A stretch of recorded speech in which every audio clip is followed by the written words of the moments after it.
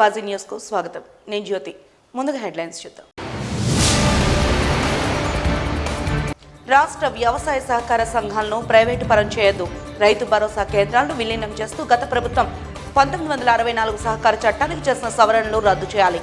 సహకార సంఘాల ఉద్యోగుల యూనియన్ నాయకుల డిమాండ్. ప్రజా ఫిర్యాదుల పరిష్కారంలో అలసత్వం వద్దు. స్పష్టమైన ఆదేశాలను జారీ చేసిన నగర police commissioner doctor Sankhabrata Bagchi.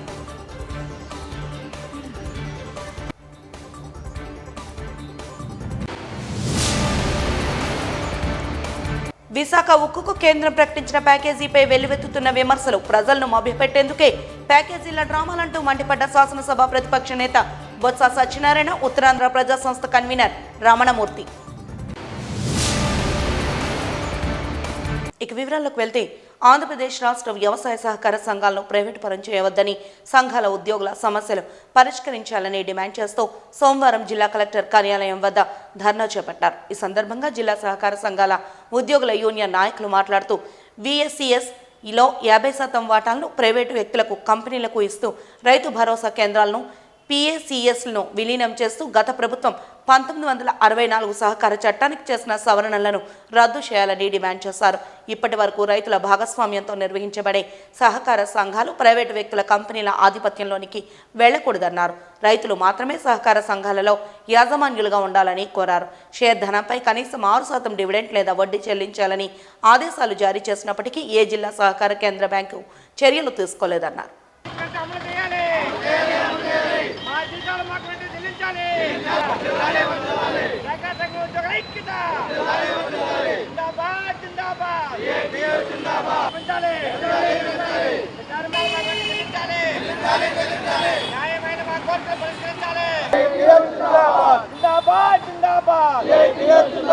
సహకార సంఘ ఉద్యోగుల వైఖరి, ప్రభుత్వం మంది వైఖరి, మా జీతాలందరూ చేయాలి. ఇప్పుడు మేము రాష్ట్ర ప్రాథమిక వ్యవసాయ సహకార సంఘాల యూనియన్ పిలుపు మేరకు ఈరోజు ఇక్కడ విశాఖపట్నం జిల్లా కలెక్టర్ వారి కార్యాలయం నందు ఈ ధర్నా కార్యక్రమం కొనసాగిస్తున్నాము. మా కోరికలు చాలా కాలం నుంచి కూడా పట్టించుకోకుండా గవర్నమెంట్ మొండి వైఖరితో ఉంది. అందులో భాగంగానే ఈ విధంగా మేము చేయవలసిన దుస్థితి ఏర్పడింది. అందుకు మేము చింతిస్తున్నాం. ఎక్కడైనా గవర్నమెంట్ కళ్ళు తెరిచి మా డిమాండ్లన్నీ నెరవేరుస్తుందని మరీ ఆశిస్తూ, మా డిమాండ్లు ఏంటంటే 36 జీవో ప్రకారంగా మా జీతాలు ఇవ్వాలని చెప్పేసి 2019లోనే జీవో పాస్ చేశారు. నేటి వరకు కూడా గత గవర్నమెంట్ కూడా ఇంప్లిమెంట్ చేయలేదు. కనీసం ఈ ప్రభుత్వమైనా కొద్ది దయదలిచి వాళ్ళు ఇచ్చిన జీవోని వాళ్ళు ఇంప్లిమెంట్ చేస్తారని ఆశిస్తూ ఈ ధర్నా కార్యక్రమాన్ని చేస్తున్నాం. అలాగే మేము తీసుకుంటున్న జీతభత్యాలు కూడా మళ్ళీ తిరిగి రికవరీ పెట్టి మా దగ్గర నుంచి వసూలు చేయాలని చెప్పేసి ఆడిట్లో పొందుపరుస్తున్నారు. అది కూడా చాలా అన్యాయం. ఇది వెట్టి చాకరీ కింద పూర్వం బానిసత్వంలాగా ఉంది తప్ప ఉద్యోగంలా లేదు. అలాగే మాకు 36 ప్రకారం 60 సంవత్సరాలకి ప్రభుత్వం 62 సంవత్సరాలకి ఉద్యోగుల వయోపరిమితిని పెంచింది. అందులో భాగంగా గతంలో 58 నుంచి 60కి చేశారు. ఇప్పుడు 62 అయిన దాన్ని వర్తింప చేయమని చెప్పి కోరుతున్నాం. నేటి వరకు కూడా అది వర్తింప చేయకుండా కాలయాపన చేస్తున్నారు. ఆ విధంగా ఈ మూడో అంశాన్ని కూడా మేము కావాలని గవర్నమెంట్ డిమాండ్ చేస్తున్నాం. ఈ విధంగా మాకు ఉన్నటువంటి డిమాండ్లు ఇంకా పొందుపరిచామండి. గవర్నమెంట్ రిప్రజెంటేషన్ మూలంగా ఇచ్చాము. మొత్తం రాష్ట్రం మొత్తం మీద ఉన్నటువంటి ఉద్యోగులు అందరం కూడా CIT ఆధ్వర్యంలో అక్కడ ధర్నాకు వెళ్తున్నామండి. ఆంధ్ర పెరియార్ అంతర్జాతీయ హక్కుల నాయకులు, భారత నాస్తిక సమాజం, సైంటిఫిక్ స్టూడెంట్ ఫెడరేషన్ సంస్థల వ్యవస్థాపకులు డాక్టర్ జయగోపాల్కు వారి మరణానంతరం చెన్నైలోని ద్రవిడ కజగం పెరియార్ తమిళ్ ఫోరంచే పెరియార్ అవార్డును ఈ నెల 15న ద్రవిడ కజగం నాయకులు డాక్టర్ కె వీరమణి అందించినట్లు భానాస నాయకులు టి శ్రీరామ్మూర్తి, వై నూకరాజు తెలిపారు. ఈ మేరకు స్థానిక పౌర గ్రంథాలయంలో ఏర్పాటు చేసిన విలేకరుల సమావేశంలో అవార్డు వివరాలను వెల్లడించారు. కార్యక్రమానికి విశాఖ, తెలంగాణలోని వివిధ ప్రాంతాలకు చెందిన బానాస, సైంటిఫిక్ స్టూడెంట్ ఫెడరేషన్ కార్యకర్తలు, ఇతర నాయకులు హాజరయ్యారు. 1972లో యునెస్కో చేత కీర్తింపబడ్డ పెరియార్ ఈవి రామస్వామి నూతన యుగం ప్రవక్త, ఆగ్నేయాసియా దేశాల సోక్రటీసు, అజ్ఞానాలకి మూఢనమ్మకాలకి భద్ర శత్రువుగా కీర్తింపబడిన మహాశయుడు ఈవి రామస్వామి. అతనికి 1937లో తమిళనాట మహారాజులు ఇచ్చిన అవార్డు పేరు పెరియార్. పెరియార్ అంటే మనం భాషలో గ్రేట్ మ్యాన్, మహాత్మా అని అర్థం. ఆ మహానాయకుని పేరు మీద రిలీజ్ చేసిన అవార్డు ఈ నెల 15వ తారీఖున భారత నాస్తిక సమాజం, సైంటిఫిక్ స్టూడెంట్ ఫెడరేషన్ వ్యవస్థాపకులు డాక్టర్ జయగోపాల్ గారికి వారి మరణానంతరం భారత నాస్తిక సమాజం కుటుంబ సభ్యులకి ఇవ్వడం జరిగింది. 1952లో భారత నాస్తిక సమాజాన్ని డాక్టర్ జయగోపాల్ గారు స్థాపించారు. దేశంలోని 8 రాష్ట్రాల్లో విరివిగా కార్యక్రమాలు జరుగుతున్న సమయంలో కుల మూఢనమ్మకాలకు వ్యతిరేకంగా, దళితులపై స్త్రీలపై జరుగుతున్న అత్యాచారాలకు వ్యతిరేకంగా, మానవ హక్కులకై నిర్విరామంగా చేస్తున్న కృషికి గుర్తింపుగా తమిళనాట ద్రవిడ కజగం సంఘం ఇచ్చిన అవార్డు పెరియార్ అవార్డు. ఈ అవార్డు భారత నాస్తిక సమాజానికి రావడంతో మా బాధ్యత మరింతగా పెరిగింది. రాష్ట్రంలోని అనేక ప్రాంతాలలో మేము పర్యటించి మూఢనమ్మకాలకు వ్యతిరేకంగా ఉద్యమాలు చేపట్టాలని చెప్పేసి నిర్ణయించుకున్నాం. నాస్తిక సమాజం, నాస్తికత్వం అంటే దేవుడు లేడని మాత్రమే కాదు, దోపిడీ పీడనలకు వ్యతిరేకంగా పోరాడుతున్న ఒక సంస్థ. పెరియార్ ఆలోచనలతో ఈ సంస్థ ఏర్పాటు చేయబడింది. భారతదేశంలో జ్యోతిబా పూలే, సావిత్రిబాయి పూలే, అంబేద్కర్ తర్వాత భారతదేశంలో గొప్ప వ్యక్తి పెరియార్ ఈవి రామస్వామి. ఆయన అడుగుజాడల్లోనే భారత నాస్తిక సమాజం ఏర్పాటు చేయడం జరిగింది. 8 రాష్ట్రాల్లో చాలా కార్యక్రమాలు నిర్వహించడం జరిగింది. 72లో ఏర్పడింది ఈ సంస్థ. మహాకవి శ్రీశ్రీ కూడా ఇందులో సభ్యుడు. మానవ హక్కుల ఉల్లంఘన ఎక్కడ జరిగినా, దళితులపైన, స్త్రీలపైన దాడులు, అత్యాచారాలు జరిగినా, మూఢనమ్మకాలకు వ్యతిరేకంగా పోరాడుతున్న సంస్థ. ఈ మధ్యకాలంలో కొంత అనేక కారణాలతో, కోవిడ్ కారణాలతో బలహీనపడినప్పటికీ ఉద్యమిస్తున్న సంస్థ.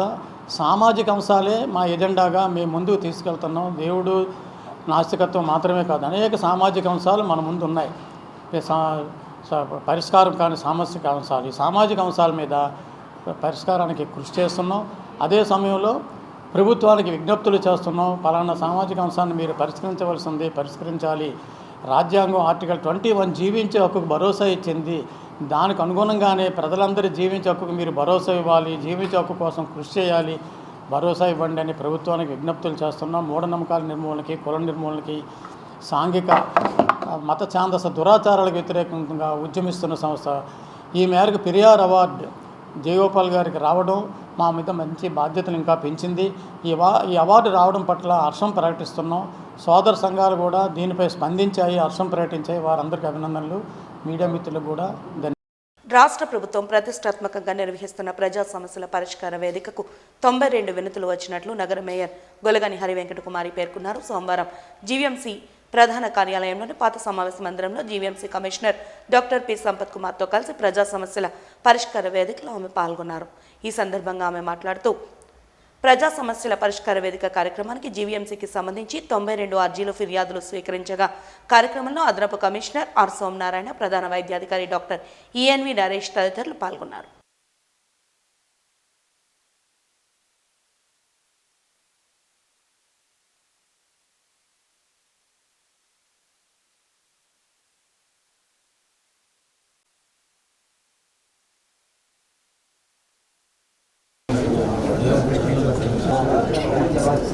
అయినప్పుడు ఏమైంది 75-87 ఉండాలి పెద్దోళ్ళు కదా, వస్తారు నల్లగా అని వాళ్ళనేమో షెడ్యూల్ ఇక్కడ ఆక్యుపై చేసి కడుతున్నారు సార్. నేను కంప్లైంట్ ఇస్తే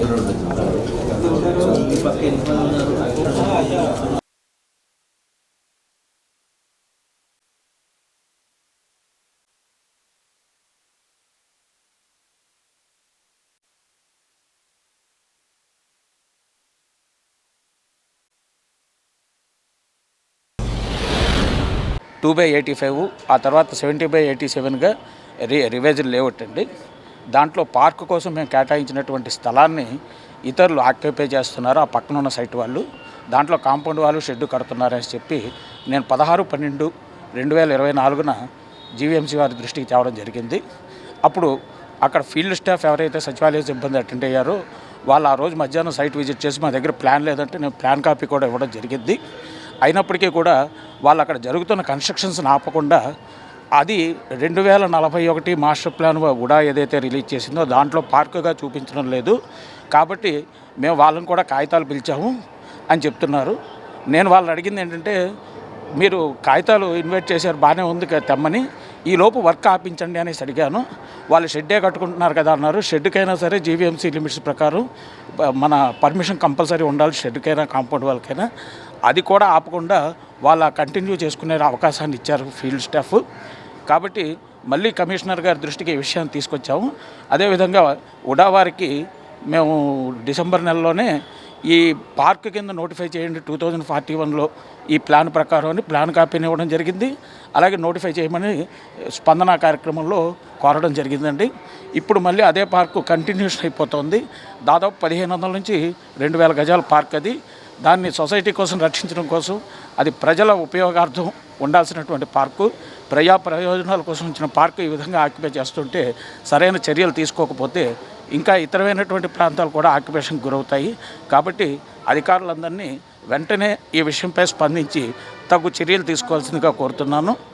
చిన్నారులకు విద్యను అందించడంతో పాటు వివిధ అంశాలలో వారి సృజనాత్మకతను పెంపొందించేందుకు ఫాస్టర్ కిడ్స్ ప్లే స్కూల్ ఎంతగానో దోహదపడుతోందని Muralinagar branch counsellor K Padmalatha, managing partner S Pavani తెలిపారు. ఢిల్లీ కేంద్రంగా 18 ఏళ్లు పైబడి దేశవ్యాప్తంగా 350 బ్రాంచులతో విజయవంతంగా కొనసాగుతున్న Foster Kids play school chain విశాఖలో తమ 3వ బ్రాంచ్ను మురళీనగర్ వాకర్స్ పార్క్ వద్ద ప్రారంభించింది. ఈ సందర్భంగా ఏర్పాటు చేసిన మీడియా సమావేశంలో పద్మలత, పావని పాల్గొని మాట్లాడారు. ఉత్తమ విద్యా ప్రామాణికంతో పాటు అడ్వాన్స్డ్ టీచింగ్ విధానం అవలంబిస్తున్నామన్నారు. విద్యార్థుల పట్ల అంకిత భావంతో మెలిగే టీచర్స్ని మాత్రమే తమ స్కూల్లో ఉపాధ్యాయులుగా కొనసాగిస్తున్నట్లు వెల్లడించారు. Foster Kids Preschool in Murli Nagar. Foster Kids means it's taking care of the child instead of the parent or guardian. So that is our title. Foster means.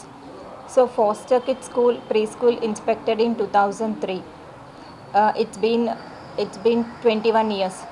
So we have 350 plus branches in overall India and 12,000 plus students.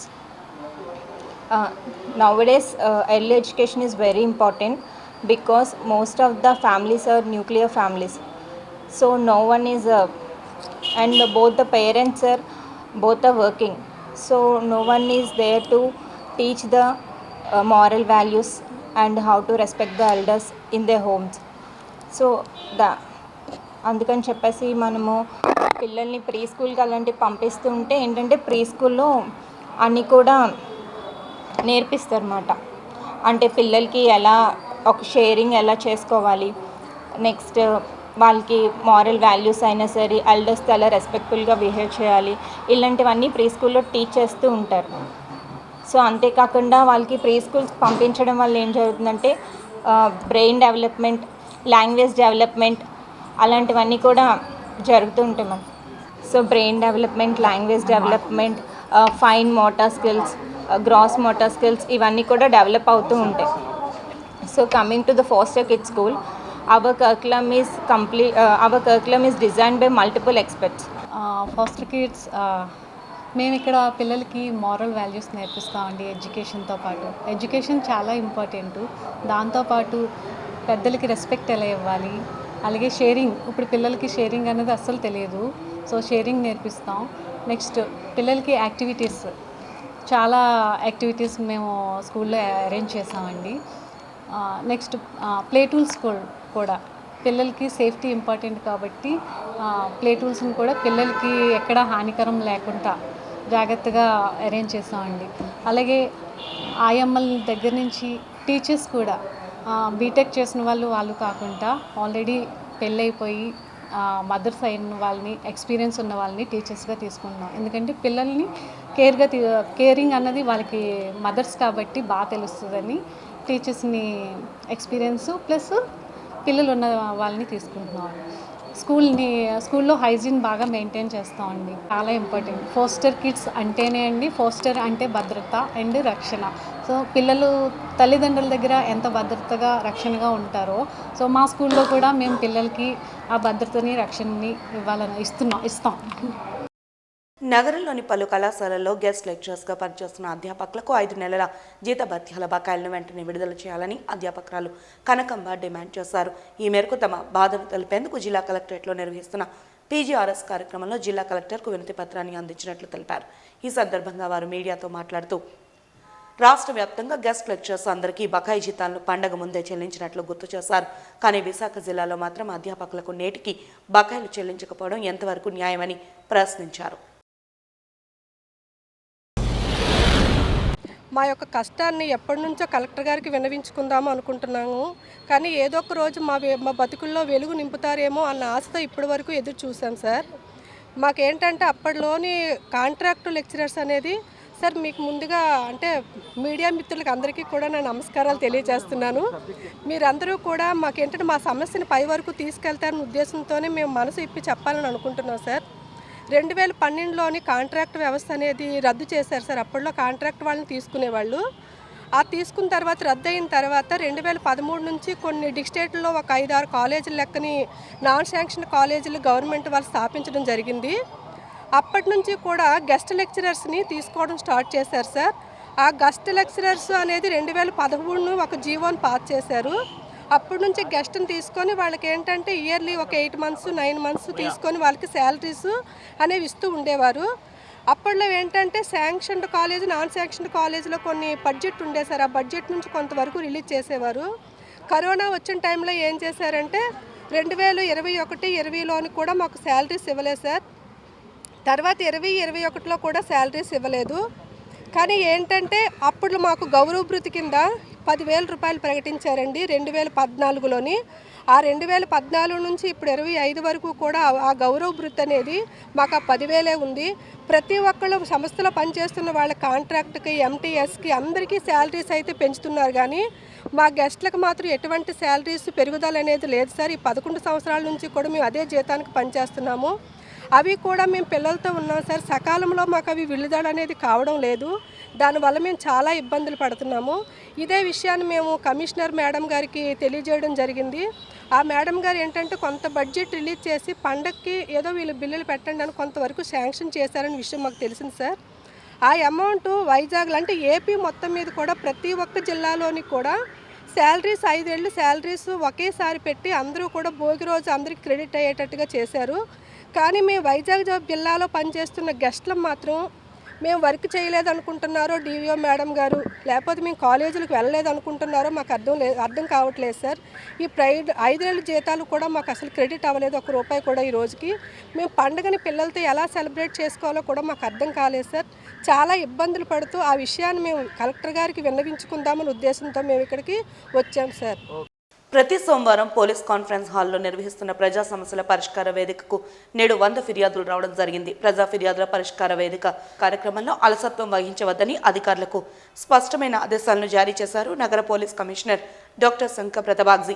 Additional DGP commissioner of police additional జిల్లా magistrate doctor Sankhabrata Bagchi ఆధ్వర్యంలో ప్రతి సోమవారం జరిగే ప్రజా సమస్యల పరిష్కార వేదిక కార్యక్రమం నేడు నగర పోలీస్ కాన్ఫరెన్స్ హాల్లో నిర్వహించారు. ప్రజా సమస్యల పరిష్కార వేదిక కార్యక్రమంలో నగర పోలీస్ కమిషనర్ సమక్షంలో నగర సబ్ డివిజన్ ఏసీపీలు, పోలీస్ స్టేషన్ ఇన్స్పెక్టర్లు, ఎస్ఐలు వీడియో కాన్ఫరెన్స్ ద్వారా పాల్గొని ఫిర్యాదులను స్వీకరించారు.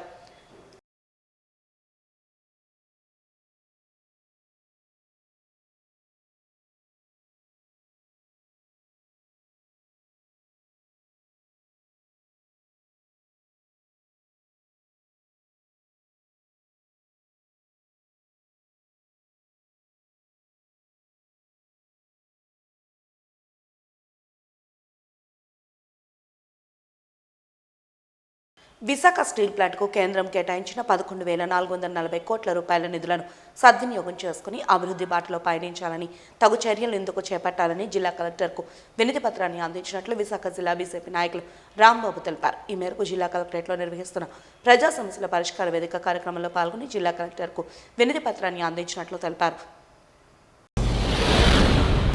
ఈ మధ్యకాలంలోనే మీరు చూసి ఉంటారు, స్టీల్ ప్లాంట్ విశాఖ ఉక్కు ఆంధ్ర ఉక్కు అనే నినాదంతో చాలామంది ఇచ్చేస్తున్నారు, దీక్షలో కూడా చేస్తున్నారు. కేంద్ర ప్రభుత్వం 11,400 రూపాయలు ప్యాకేజీ కింద ఫస్ట్ విడతగా ఇచ్చింది.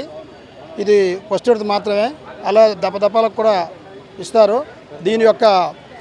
ఈ యొక్క ప్యాకేజీ కారణం కూడా ముఖ్యంగా మన రాష్ట్ర ముఖ్యమంత్రులు నారా చంద్రబాబు నాయుడు గారు గౌరవనీయులు, తర్వాత ఉప ముఖ్యమంత్రి శ్రీ కొనిదెల పవన్ కళ్యాణ్ గారు కూడా చాలా కృషి చేశారండి. అన్ని దీపాలు ఇక్కడికి ప్రధానమంత్రి గారు వచ్చేటప్పుడు విధాలుగా చెప్పడం వల్ల ఈ స్టీల్ ప్లాంట్ అభివృద్ధికి చాలాగా చెప్పడం జరిగింది. ఈ దశలోనే ఈ ప్యాకేజ్ ఇవ్వడం జరిగింది. అంతేకాకుండా మా యొక్క బీజేపీ నాయకులు కూడా సేల్ డైరెక్టర్ అయినటువంటి కాశీ విశ్వనాథరాజు గారు మరియు పివిఎన్ మాధవ్ గారు కూడా ఎన్నో దఫాలుగా ప్రధానమంత్రిని వెళ్ళడం జరిగింది.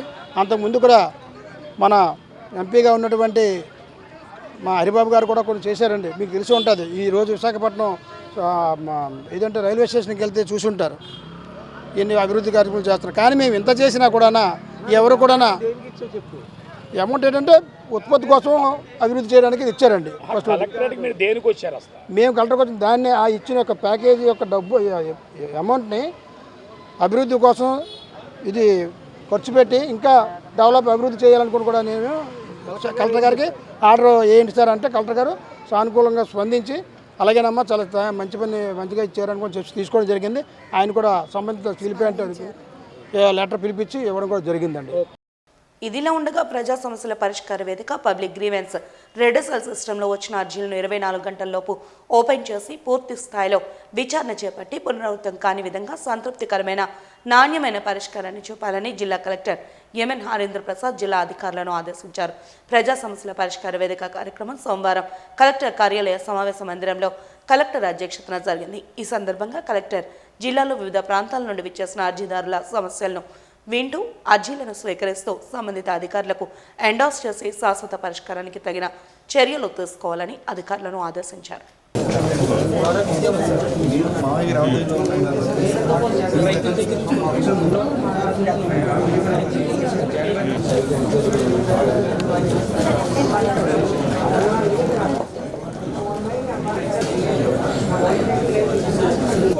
సార్ ఒక కన్స్ట్రక్షన్ అక్కడ రూట్స్ అవన్నీ లేవు సార్. ఎందుకంటే పెద్ద అందరూ కన్స్ట్రక్ట్ చేసినప్పుడు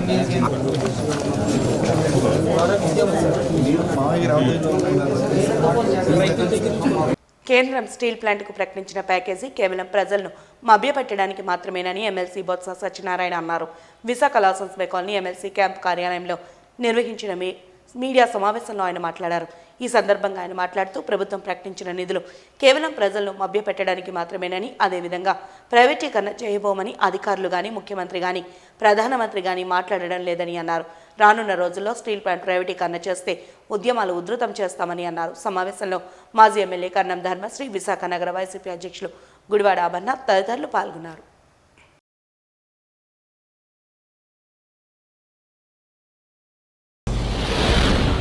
ఏదైతే ఇప్పుడు సమస్య ఉందో ప్రైవేటైజేషన్ చేస్తారనే ఒక అంశం ఏదైతే ఉందో ఆ నేపథ్యంలో ఆ ప్లాంట్కి కేంద్ర ప్రభుత్వం వచ్చి 11,000 కోట్ల రూపాయలు, సుమారు 11,000 కోట్ల రూపాయలని కేటాయింపు చేసాము, నిధులు ఇస్తున్నాము అనే అంశం వచ్చి తెర మీదకి వచ్చింది. కేంద్ర ప్రభుత్వం ప్రకటించింది.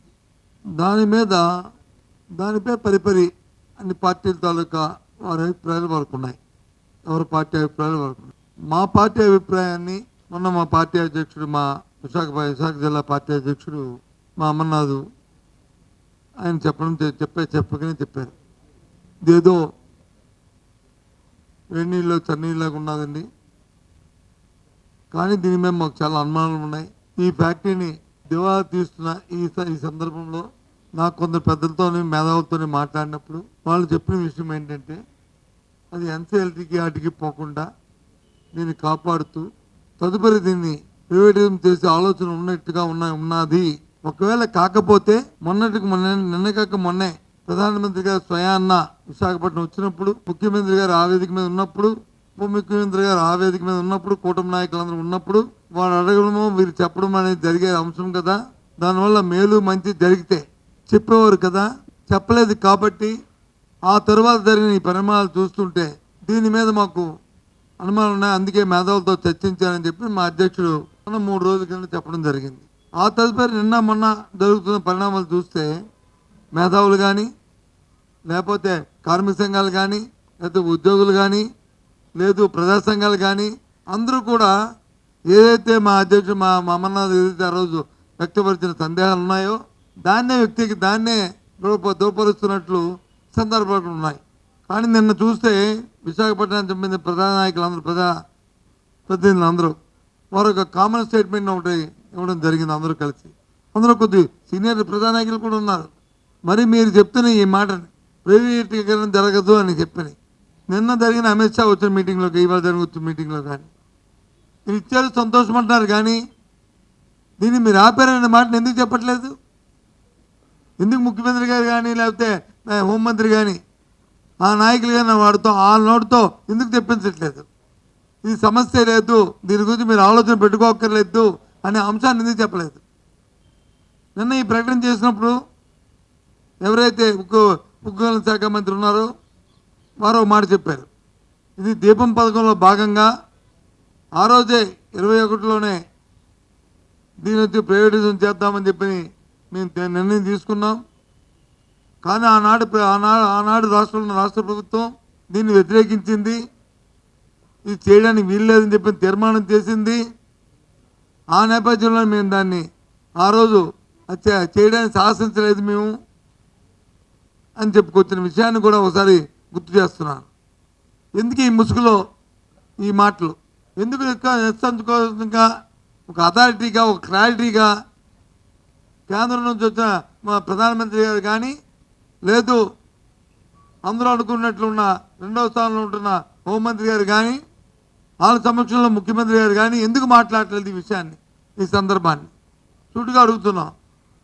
కాబట్టి ఇది ఈ ముసుగులో ప్రైవేటుపరం చేసే కార్యక్రమంలోనే ఈ ప్యాకేజీ ఇచ్చారనేది మా తాలూకా పూర్తి అభిప్రాయంగా మీకు తెలియజేస్తున్నాం.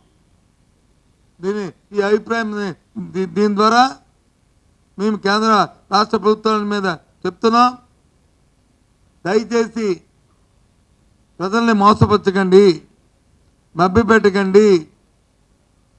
దీనికి 4 నెలలైన జీతాలు లేవు, మరి దీంట్లో జీతాలు ఇవ్వచ్చు కదా, ఎందుకు ఇవ్వట్లేదు జీతాలు ఈ ప్యాకేజీలో?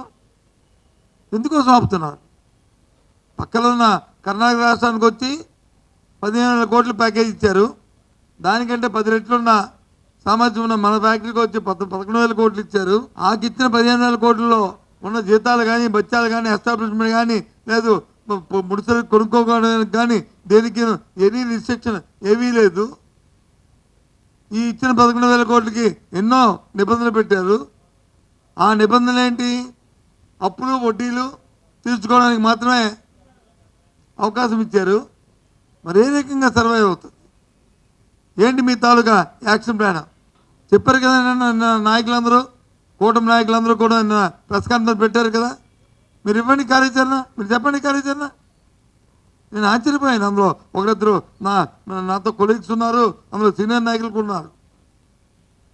ఇంత క్లారిటీ లేని ఈ మాటలు దేనికి? అందుకే ఈరోజు మేము ముందుకు వచ్చాం. దీంట్లో ఏదో మతలబు ఉన్నది. ఇది పూర్తిగా ఏదైతే విశాఖ స్టీల్ ప్లాంట్, విశాఖ ఉక్కు ఆంధ్ర ఉక్కు అనే నినాదం మీద ఉందో, మన సెంటిమెంట్స్ ఏవైతే ఉన్నాయో ఈ ఉక్కు ఫ్యాక్టరీ మనుగడ కోసం ఈ ప్యాకేజీ కాదు. కేర్ హాస్పిటల్స్ రోబోటిక్ సర్జరీలో చారిత్రాత్మక మైలురాయిని సాధించింది. ఆర్లోవ్లోని కేర్ ఆసుపత్రిలో మొట్టమొదటిసారిగా పూర్తి టోటల్ రోబోటిక్ ప్రోక్టోకొలెక్టమీని విజయవంతంగా పూర్తి చేయడంతో రోబోటిక్ సర్జరీలో అగ్రగామిగా నిలిచింది. తీవ్రమైన పెద్ద ప్రేగు సమస్యతో బాధపడుతున్న 25 ఏళ్ల కుర్రాడికి దాదాపు 5 గంటల సేపు ఈ ప్రొసీజర్ను చేశారు. తరచుగా పొత్తు కడుపును ఓపెన్ చేసే సాంప్రదాయిక శస్త్రచికిత్సలా కాకుండా రోబోటిక్ టెక్నిక్ ద్వారా అసమానమైన మినిమల్లీ ఇన్వాసివ్ సొల్యూషన్స్లను అందించింది. ఈ సందర్భంగా ఆరిలోవ హాస్పిటల్ ప్రాంగణంలో నిర్వహించిన విలేకరుల సమావేశంలో సర్జికల్ గ్యాస్ట్రో ఎంట్రాలజిస్ట్ డాక్టర్ బిస్వలన్ దాస్ మాట్లాడుతూ రోగి దీర్ఘకాలిక మల రక్తస్రావం, రక్తహీనత, స్టెరాయిడ్స్ ఆధారపడటం వంటి బలహీనపరిచే పరిస్థితిలో 3 సంవత్సరాలు పోరాడారని తెలిపారు. దీర్ఘకాలిక చికిత్స, రక్త మార్పిడి ఉన్నప్పటికీ అతని లక్షణాలు కొనసాగాయని తెలియజేశారు.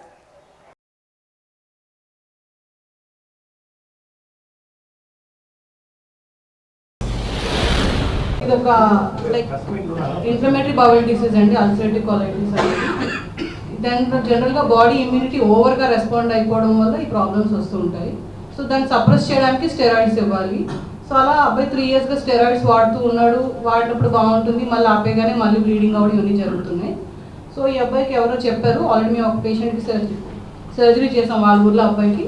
ఇక్కడ డాక్టర్ గారు బాగా చూస్తారు, దాస్ గారి దగ్గరికి వెళ్ళండి అంటే సార్ దగ్గరికి వచ్చాడు అబ్బాయి 2 వీక్స్ బ్యాక్ ఓపీడీకి. సో టెస్ట్ అవి చూసాము, అబ్బాయికి చెప్పాం మెడికల్ మేనేజ్మెంట్లో అయితే టెంపరీ, సర్జికల్ ట్రీట్మెంట్ చేసుకుంటే బెటర్ అని చెప్పాం. అబ్బాయికి అన్ని ఆప్షన్స్ చెప్పాము, రోబోటిక్ సర్జరీతో పాటు open surgery, laparoscopy, robotic. So robotic వల్ల అడ్వాంటేజెస్ అవి చెప్పాం. ఎందుకంటే అబ్బాయి చిన్న కుర్రోడు చేపలు పట్టుకుంటాడంట కేరళలో. సో మొత్తం కట్ చేసేది చాలా రోజులు హాస్పిటల్లో ఉండడం, అబ్బాయి వర్క్కి వెళ్ళకపోవడం ఇవన్నీ జరుగుతాయని రోబోటిక్ చెప్పాం. కాస్ట్ కూడా చెప్పాము, వాళ్ళు బేర్ చేసుకోగలరండి, పర్వాలేదు మాకు అదే కావాలంటే వాళ్ళు రోబోటిక్ ఓకే అన్నారు.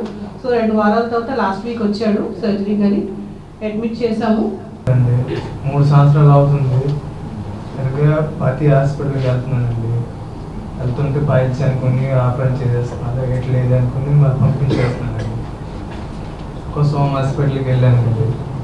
అక్కడికి వెళ్ళిన తర్వాత ఇంకా మళ్ళీ కొలనోస్కోప్ తీస్తే మెడిసిన్ ఓడుకొని 3 నెలలు అవుతుందండి. 3 నెలలు ఉంటే ఆ మెడిసిన్ వేసిన తర్వాత మళ్ళీ ఎలాగైపోయింది. ఎలాగైపోయిన తర్వాత ఇంకా మా మామ ఉంటారు, మళ్ళీ మామ ఉంటే ఇక్కడికి వచ్చి ఉంటారు. ముందు ఆపరేషన్ చేసి ఉంటారు అన్నయ్యకి. ఆపరేషన్ చేస్తే ఇక్కడ తగ్గింది అనుకుని మా అమ్మాయి కనుక్కొని వచ్చాను సార్ దగ్గరికి. సార్ దగ్గరికి వస్తే ఇక్కడ ఆపరేషన్ అనుకుని చెప్పారండి. చెయ్యి ఆపరేషన్, మిషన్ ఆపరేషన్ అంటే రోబోటిక్ ఆపరేషన్ అన్నారు. Quality of life was very poor. He went to multiple places, even surgeons did surgery for his piles, thinking it as piles. So he came here. The treatment for this ulcerative colitis usually pedda pegulu, whole pedagulu will remove and will take the small intestine, chinna pegulu, and join it to the anal canal.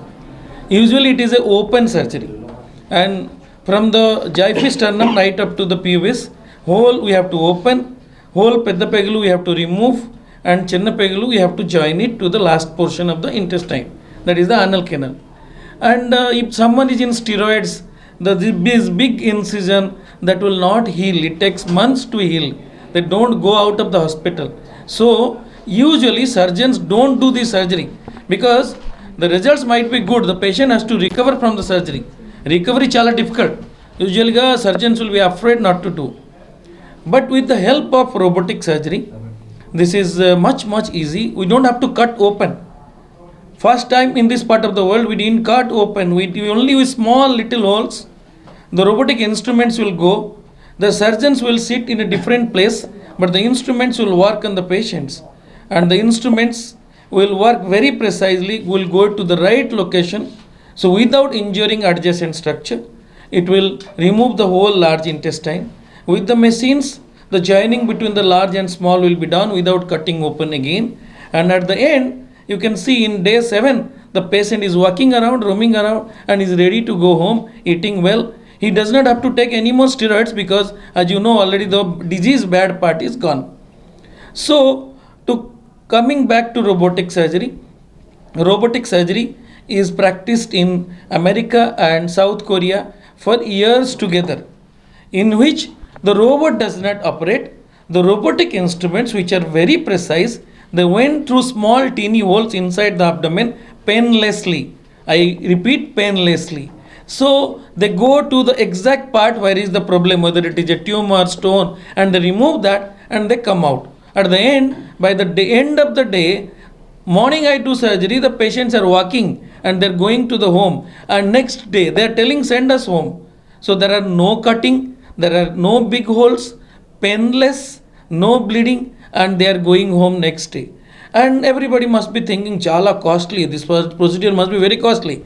But if you stay more day in the ICU and spend lakhs of rupees in antibiotics and staying in the ICU, that cost is compensated if you do by robotic surgery. So I believe that robotic surgery is almost same cost that of open and laparoscopy. Only thing, Visakha ఉక్కుకు కేంద్ర సాయంపై రమణమూర్తి సంచలన నిజాలను బయటపెట్టారు. దేశ సంపద అయిన విశాఖ ఉక్కుకు ప్రాణాలొడ్డైనా కాపాడుకోవాలని పిలుపునిచ్చారు. తెలుగు ప్రజల్ని వంచిస్తూ విశాఖ ఉక్కు పరిశ్రమను ప్రైవేటైజేషన్ చేసే కుట్రలో భాగంగా ఉక్కు పరిరక్షణ అంటూ ప్యాకేజీని ప్రకటించారని ఈ సందర్భంగా ఉత్తరాంధ్ర ప్రజా సంస్థ ఇతర ప్రజా సంఘాలతో కలిసి విశాఖలోని పబ్లిక్ లైబ్రరీలో మీడియా సమావేశాన్ని ఏర్పాటు చేశారు. ఈ సందర్భంగా ప్రజా సంస్థ కన్వీనర్ రమణమూర్తి మాట్లాడుతూ కేంద్రంలో అధికారంలో స్టీల్ ప్లాంట్ పునరుద్ధరణ ప్యాకేజీ పేరిట తెలుగు ప్రజలను వంచిస్తున్నారని అన్నారు.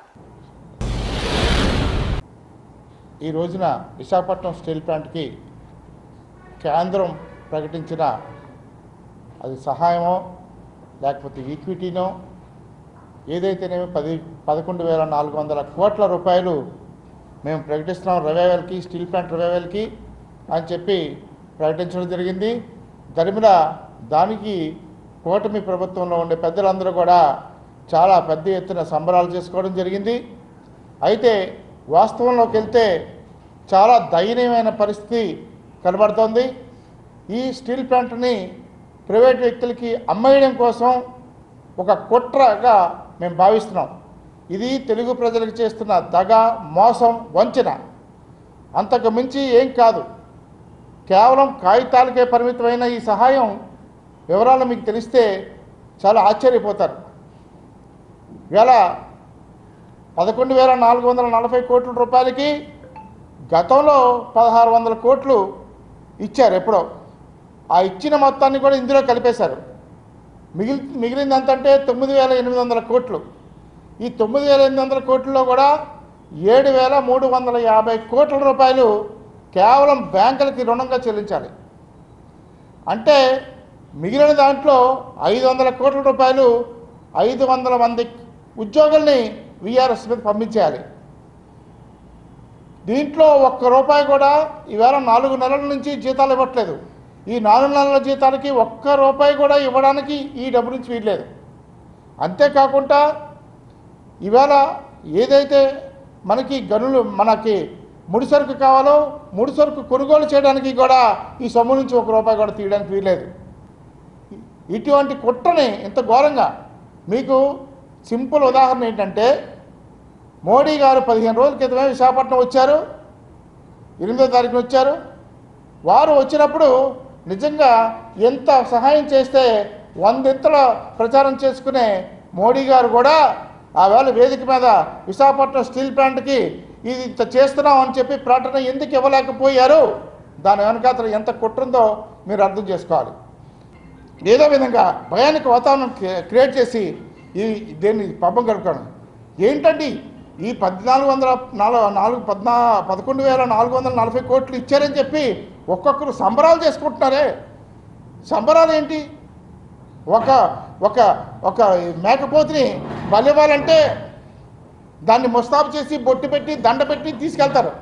ఆ విధంగానే ఇవాళ విశాఖపట్నం స్టీల్ ప్లాంట్ను ముస్తాబు చేసి అమ్మేసేవాడికి ప్రైవేటీకరణ చేయడం కోసం ఇవాళ ఆ ప్రైవేటీకరణ కత్తి వేయడం కోసం ఇవాళ సిద్ధం చేసుకుంది. అంతేగాని ఇవాళ ఇక్కడ ఎంప్లాయీస్ శ్రేయస్సు కోసం కానీ ఇక్కడి ప్రజల శ్రేయస్సు కోసం కానీ ఏమీ చేయట్లేదు అనేది అర్థం చేసుకోవాలి. అనకాపల్లి ఎంపీ అయితే మొక్కు తీర్చుకోవడానికి తిరుపతి కూడా వెళ్ళిపోయాడు. ఇది పరిస్థితి. దేని మొక్కు తీర్చుకున్నాడో, ఎందుకంటే వాళ్ళ ప్రైవేట్ వాళ్ళకి వెళ్ళిపోతుందని ఆనందంతో మొక్కు తీర్చుకున్నాడేమో, అంతే కనబడుతుంది తప్ప ఎక్కడో కడప నుంచి వచ్చి అనకాపల్లిలో గెలిచి ఇక్కడ పెత్తనం చేసి ఇవాళ ఉత్తరాంధ్ర ప్రజలు ఎలా అయిపోయారంటే బానిసలు అయిపోయారు. బానిస బతుకులు బతుకుతున్నారు. ఈయన పక్షాన అడిగే నాయకులు ఎవరు కూడా లేకుండా పోయారు.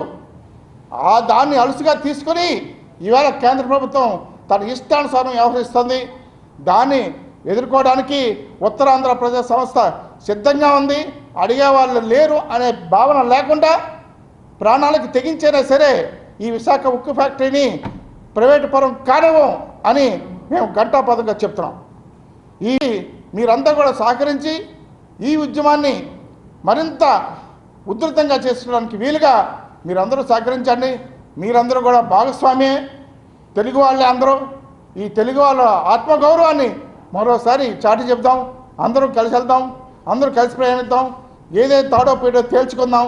ఎందుకంటే ఇంతకుముందు ఈ ప్లాంట్ రావడం కోసం 32 మంది అసూలు బాశారు. ఎంతోమంది జైలుకి వెళ్ళారు.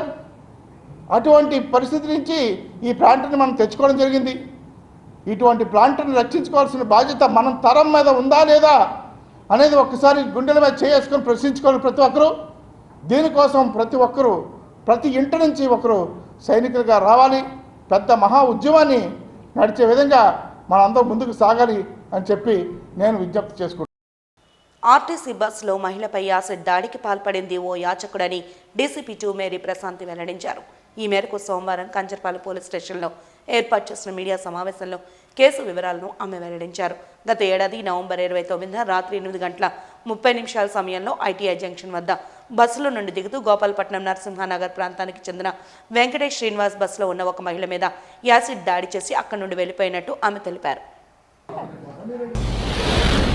29వ తారీఖు నవంబర్న రాత్రి అరౌండ్ 7:30 ఆ టైంకి మన ఊర్వశి థియేటర్ జంక్షన్ దగ్గర ఒక మూవింగ్ బస్ మీద ఒక లిక్విడ్ అన్నది పడడం జరిగింది. సో ఆ లిక్విడ్ పడ్డాక అక్కడ డ్రైవర్ వెనక సీట్లో కూర్చున్న మహిళల మీద ఆ లిక్విడ్ పడడం జరిగింది. సో దాని మీద చాలా ఒక రకమైన భయాందోళనలకు అందరూ గురి కావడం జరిగింది. ఆ బాధితులు యాసిడ్ దాడి అని చెప్పడం, దాని మీద చాలా సెన్సేషన్ కూడా క్రియేట్ కావడం జరిగింది.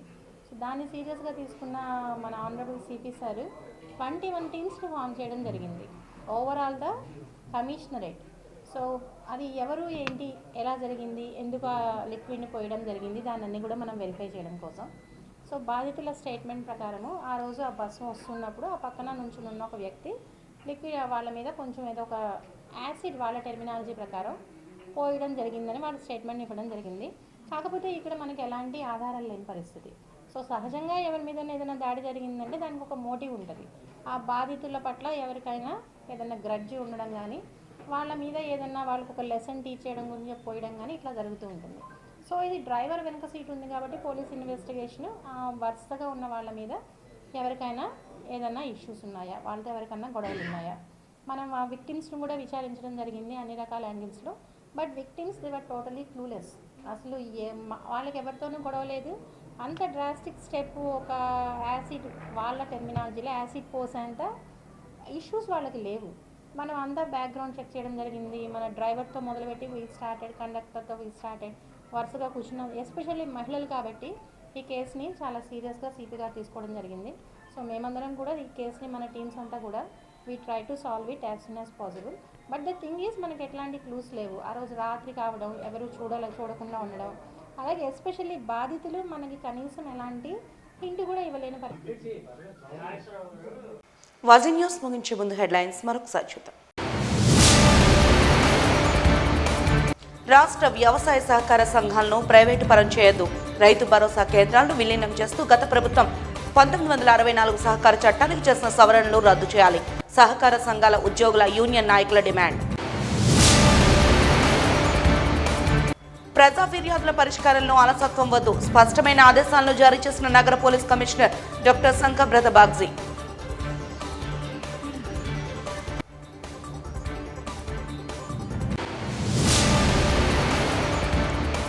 విశాఖ ఉక్కుకు కేంద్రం ప్రకటించిన ప్యాకేజీపై వెల్లువెత్తుతున్న విమర్శలు. ప్రజలను మభ్యపెట్టేందుకే ప్యాకేజీల డ్రామాలంటూ మండిపడ్డ శాసనసభ ప్రతిపక్ష నేత బొత్స సత్యనారాయణ, ఉత్తరాంధ్ర ప్రజా సంస్థ కన్వీనర్ రమణమూర్తి. వాజీ న్యూస్ ఇంతటితో సమాప్తం. నమస్కారం.